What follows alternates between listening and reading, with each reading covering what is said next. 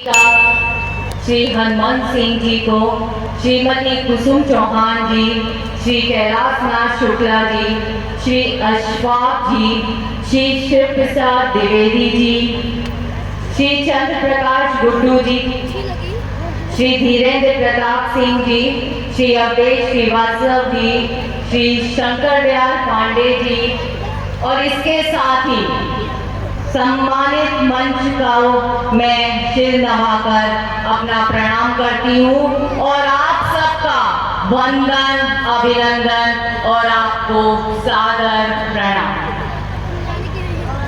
अभी हमारे मुख्य अतिथि जी जगदम्बिका पाल भाई साहब ने अटल जी के बारे में आपको विस्तृत से बता ही दिया है। अटल जी की अगर बात की जाए तो उनकी छोटी छोटी यादें, उनके छोटे छोटे संस्मरण इतने ज्यादा हैं कि हर संस्मरण को याद करके आंखों में पानी आ जाता है। और प्रकृति ने भारतवर्ष को बहुत कुछ दिया। यह दुनिया का एक अकेला देश है जहां गंगा जैसी पावन नदी बहती है, जहां पर्वतराज हिमालय आठों प्रहर प्रहरी की तरह हमारी सुरक्षा करता है।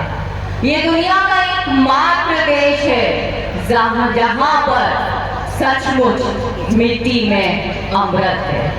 इतिहास कहता है कि समुद्र मंथन के दौरान निकला हुआ अमृत 4 जगहों पर छलक पड़ा था।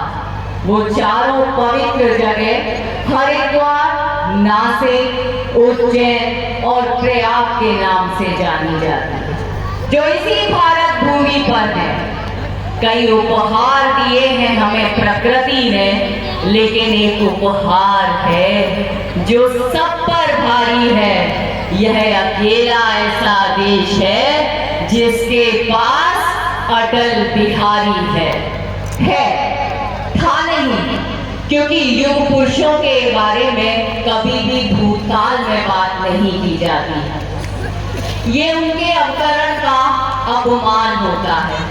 अटल बिहारी हैं और अटल बिहारी जी सदा रहेंगे। उस दिन नहीं रहेंगे जिस दिन सूर्य पूर्व में उगना बंद कर देगा और पश्चिम में अस्त होना छोड़ देगा। तब तक इस भारत भूमि के कण कण में अटल बिहारी वाजपेयी जी का नाम अमर रहेगा।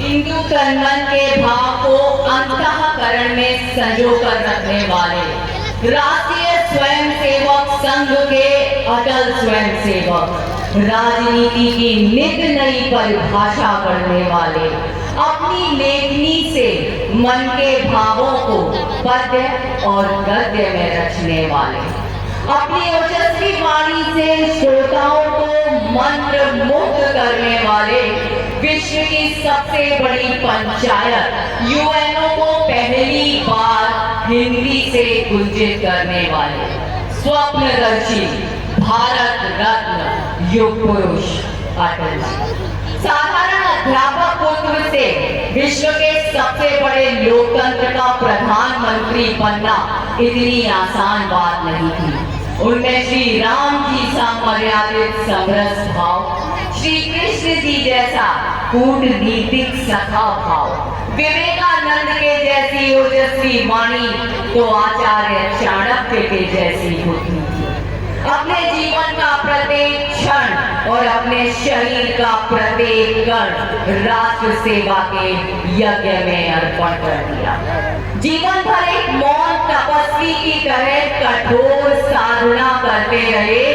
ऐसे ही कोई अटल नहीं हो जाता, उसके लिए जीवन लगाना पड़ता है, तपस्या करनी पड़ती है। जब वो सदन में बोलते थे तो पक्ष हो या विपक्ष, सभी सांसद उन्हें ध्यान से सुनते थे। अपने इसलिए सुनते थे कि अटल जी हमारे अपने हैं, और विपक्ष वाले इसलिए सुनते थे कि उनकी जो बातें होती थी वो पार्टी लाइन से ऊपर होती थी, राष्ट्र हित में होती थी। इसलिए उन्हें सदैव राष्ट्र का नेता माना गया। एक बार सोच के देखिए, क्या वो बेटा कहने के लायक है जो दूसरों की माँ के तो कदम चूमे और अपनी माँ को पहचानने से इनकार कर दे। मेरा इशारा जिस ओर है उस ओर आप समझिए कि जब हम भारत देश की बुराई जाकर दूसरे देशों में करते हैं तो वो बेटा क्या कहलाने लायक है। हम दुनिया में सभी धर्मों का सम्मान करते हैं, सर्वधर्म समभाव रखते हैं और वसुदेव कुटुंबकम का उच्चारण करते हैं। लेकिन इसके लिए ये जरूरी तो नहीं कि हम अपना कुल, वंश और परंपरा का त्याग कर दें, अपनी शिराओं में बहते हुए रक्त को झुठला दें, ये कोई जरूरी नहीं है। अटल जी, ओजस्वी वक्ता, कवि, पत्रकार, राष्ट्र पुरुष, युग पुरुष, अटल जी को हमेशा अपनी दो बातों पर गर्व रहा, भारत भूमि में जन्म लेने पर और हिंदू होने पर। अटल जी की एक कविता बहुत ही प्रचलित है, प्रसिद्ध है और आप सभी ने वो सुनी होगी। अगर आप सबकी अनुमति हो तो मैं वो कविता का उच्चारण करना चाहूँ। मैं शंकर का वह क्रोधानल कर सकता जबकि झार झार डमरू की मैं प्रलय ध्वनि हूँ, जिसमें नचता भीषण संगार रणचंडी की अतृप्त प्यास। मैं दुर्गा का उन्मत्त हास में यम की प्रलयंकर